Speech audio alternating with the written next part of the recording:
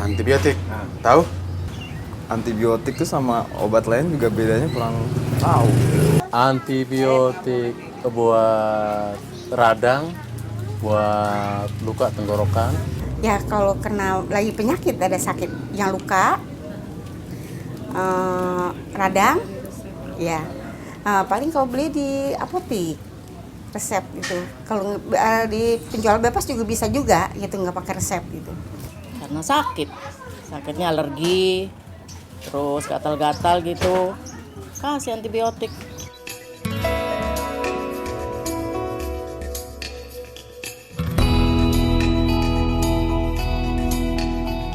Aduh, Iboy, kamu kenapa sayang? Ibu sakit perut? Ya udah, ayo kamu duduk dulu ya sayang ya.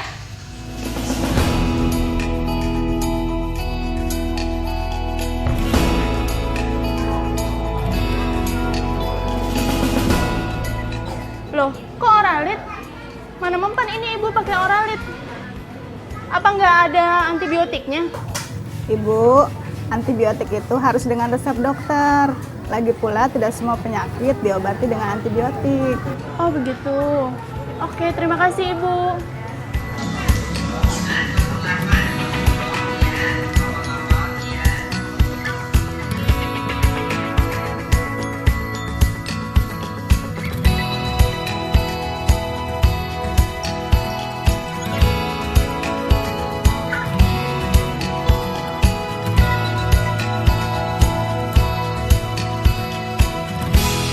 Dalam kehidupan sehari-hari, penggunaan obat jenis antibiotik yang salah kaprah masih sering terjadi.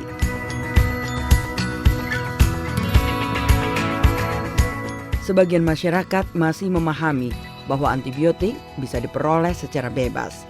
Padahal antibiotik termasuk dalam golongan obat keras yang aturan penggunaannya harus menggunakan resep dokter, sehingga tidak dapat dibeli dan dikonsumsi tanpa pengawasan dan rekomendasi dokter. Antibiotik seharusnya hanya diperuntukkan bagi pasien yang mengalami infeksi bakteri. Namun akibat kurangnya pemahaman tentang jenis obat ini, masih ada sebagian kalangan yang menganggap bahwa antibiotik bisa digunakan untuk mengobati semua penyakit. Salah satu kasus yang sering terjadi di masyarakat yaitu gejala diare.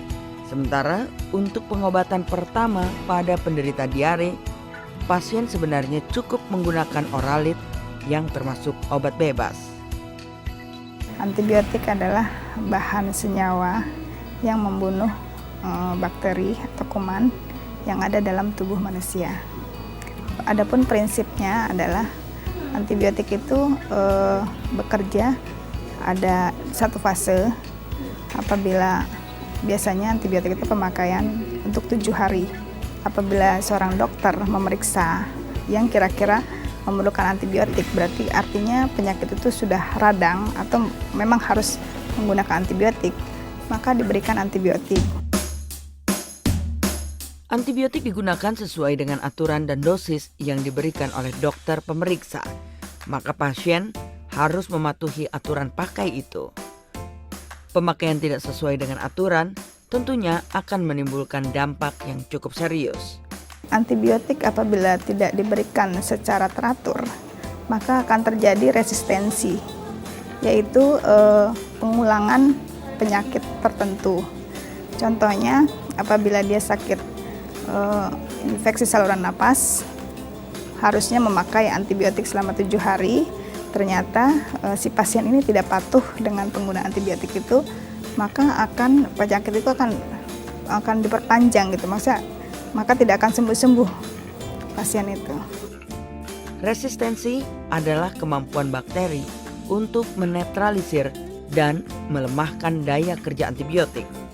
Resistensi antimikroba terjadi ketika mikroorganisme seperti bakteri, virus, jamur, dan parasit menyebabkan obat yang digunakan untuk mengobati infeksi menjadi tidak efektif. Aturan pakai antibiotik memang sangat unik ya. Jadi pemakaiannya itu antibiotik harus dimakan rutin selama 7 hari, 3 kali sehari 1 tablet. Apabila kita penggunaannya kurang dari 7 hari, itu maka penyakit itu seakan-akan akan sembuh, tapi nyatanya akan memperburuk keadaan pasien. Nah, itulah yang disebut resistensi. Jadi antibiotik itu harus pas, artinya penggunaan selama 7 hari harus rutin dimakan 3 kali sehari 1 tablet.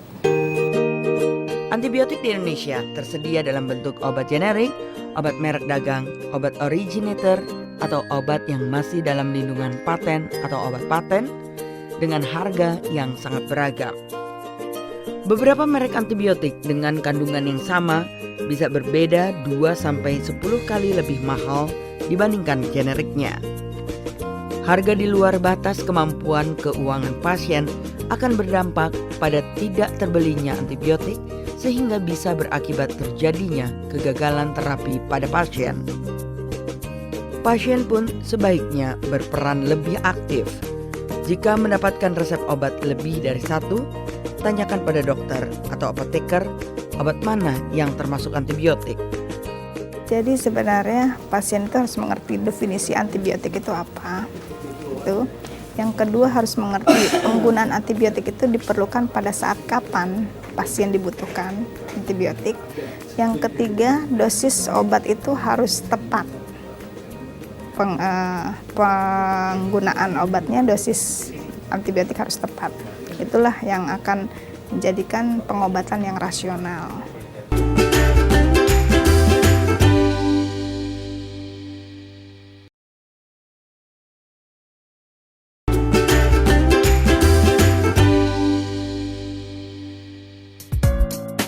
Berbagai studi menemukan bahwa sekitar 40-62% antibiotik digunakan secara tidak tepat, antara lain untuk penyakit-penyakit yang sebenarnya tidak memerlukan antibiotik.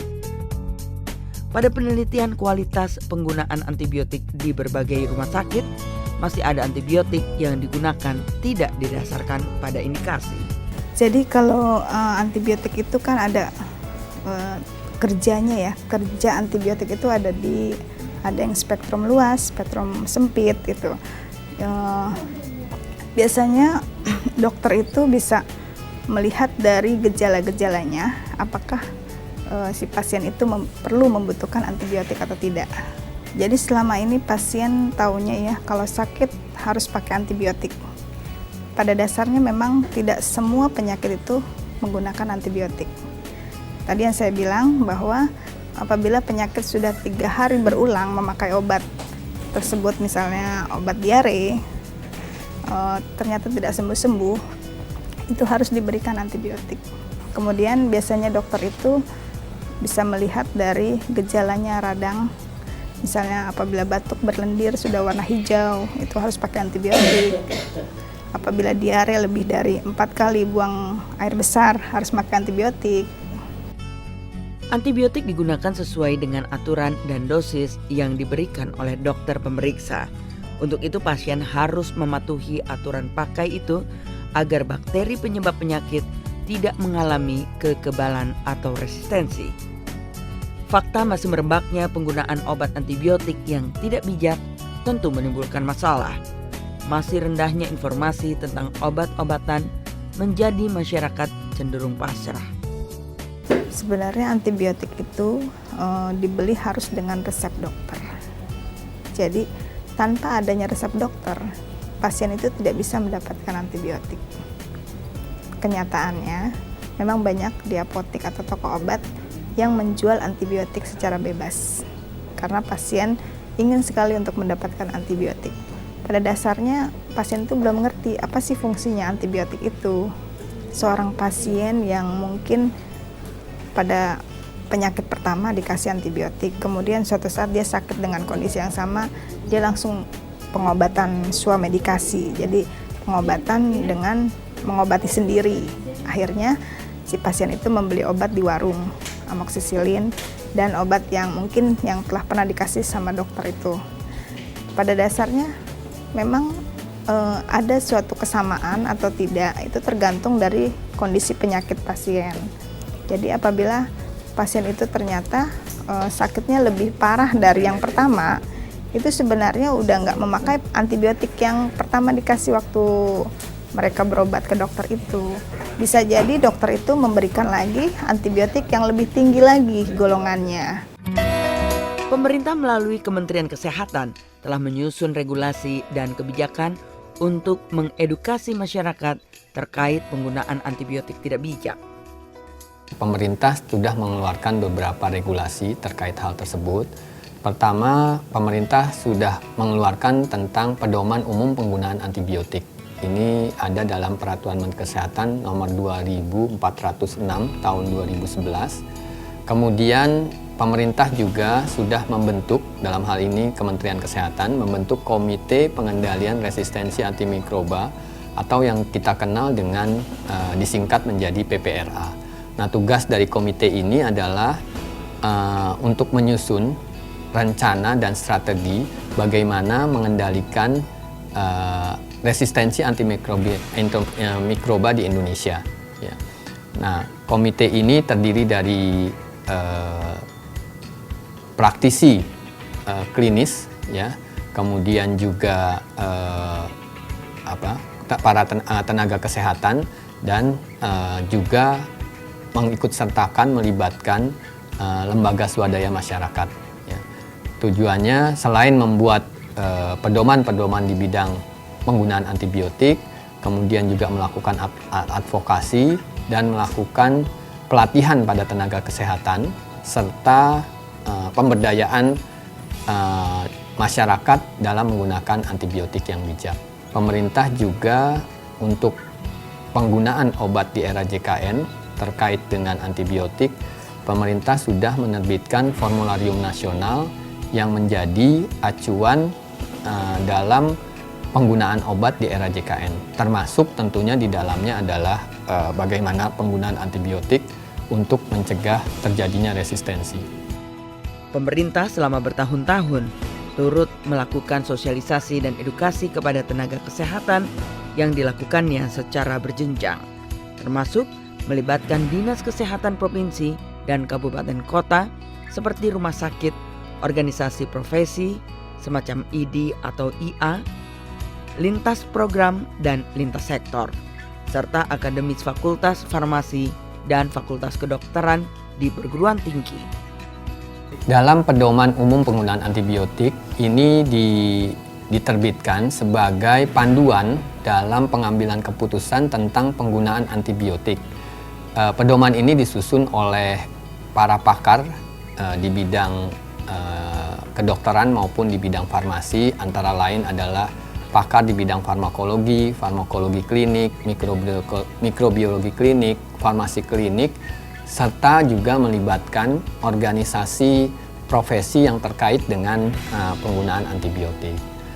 Nah, pedoman ini antara lain berisi tentang informasi tentang prinsip-prinsip penggunaan antibiotik, kemudian penggunaan antibiotik pada berbagai kasus dan kondisi medis, serta penilaian penggunaan antibiotik di rumah sakit, dan program antimikrobial stewardship pada fasilitas pelayanan kesehatan.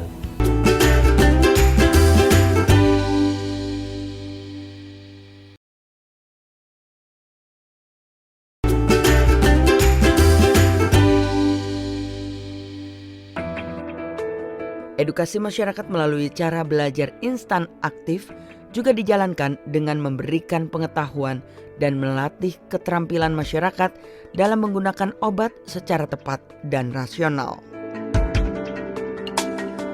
Sosialisasi dan penyebaran informasi juga dilakukan melalui media elektronik dan media cetak, serta melakukan advokasi dan koordinasi dengan pengambil kebijakan pusat dan daerah.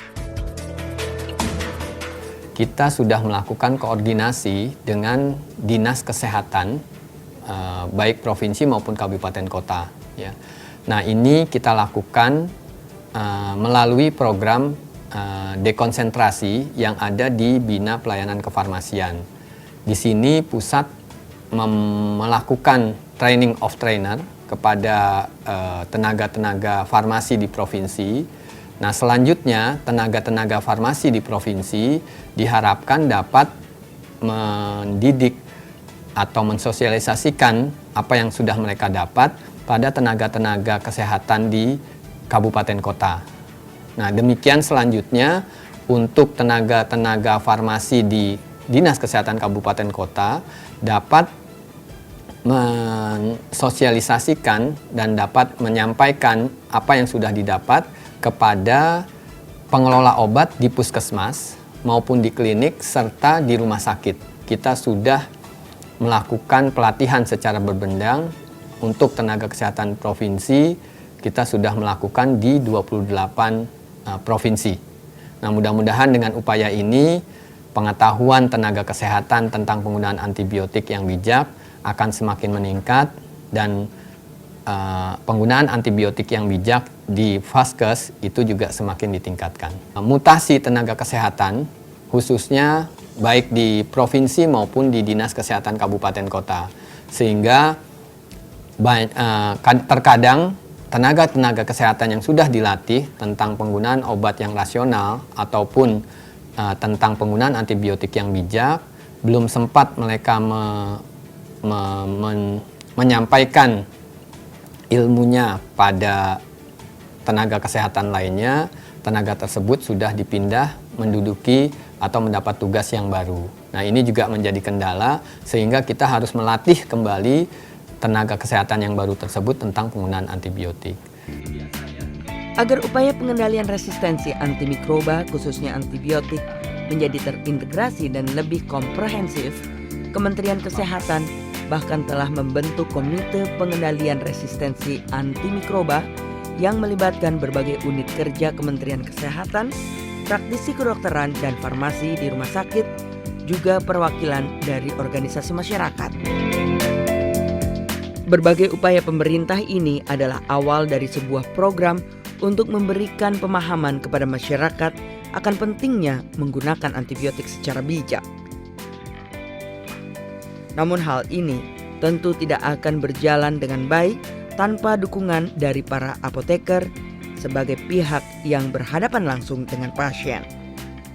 Maka dari itu, apoteker harus lebih bijak dalam melayani pembelian obat, khususnya untuk antibiotik, dengan tidak melayani pasien yang ingin membeli antibiotik tanpa resep dokter.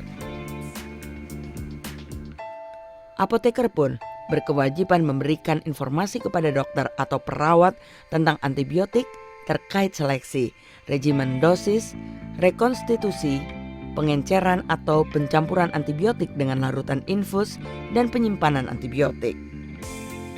Selain itu, apoteker juga disarankan untuk memberikan konseling yang bertujuan untuk meningkatkan kepatuhan pasien dalam menggunakan antibiotik, mencegah timbulnya resistensi bakteri, meningkatkan kewaspadaan pasien dan keluarga terhadap efek samping atau reaksi obat yang tidak diinginkan yang mungkin terjadi dalam rangka menunjang pelaksanaan program patient safety di rumah sakit. Konseling tentang penggunaan antibiotik dapat diberikan pada pasien atau keluarga pasien rawat jalan maupun rawat inap secara aktif di ruang konseling khusus untuk menjamin privasi pasien. Dalam penggunaan antibiotik ini yang perlu diperhatikan adalah pertama, antibiotik adalah golongan obat keras. Artinya obat tersebut harus diperoleh dengan resep dokter. Jadi kalau ingin pasien akan mendapat antibiotik setelah mendapat resep dari dokter. Jadi harus dilakukan dulu diagnosa yang tepat oleh dokter baru diberikan antibiotik. Jangan membeli antibiotik dengan resep obat yang lama. Ya, jadi untuk mendapatkan antibiotik, pasien harus pergi dulu ke dokter, dan kalau menurut dokter kondisi pasien betul-betul memberikan antibiotik, baru dokter akan meresepkan antibiotik. Pesan kami kepada teman-teman sejawat apoteker yang bekerja di apotek agar tidak memberikan antibiotik kepada masyarakat meskipun mereka meminta bila tidak ada resep dokter. Kemudian juga diharapkan pada para apoteker untuk memberikan informasi dan mengedukasi masyarakat tentang penggunaan antibiotik yang benar. Ibu, antibiotik itu harus dengan resep dokter. Lagi pula tidak semua penyakit diobati dengan antibiotik. Apoteker, dokter, dan segenap tenaga kerja kesehatan memiliki kewajiban untuk mengedukasi masyarakat dalam meningkatkan kesadaran masyarakat untuk menggunakan antibiotik secara bijak. Pemerintah pun turut ambil bagian agar edukasi ini dapat disampaikan secara menyeluruh melalui kebijakan dan regulasi yang ditetapkan. Namun pada akhirnya, kita sebagai masyarakat dituntut untuk turut proaktif dalam mewujudkan harapan itu. Karena kesadaran akan penggunaan antibiotik secara bijak tidak hanya merupakan tanggung jawab para tenaga kerja kesehatan, melainkan kita semua, seluruh warga negara Indonesia.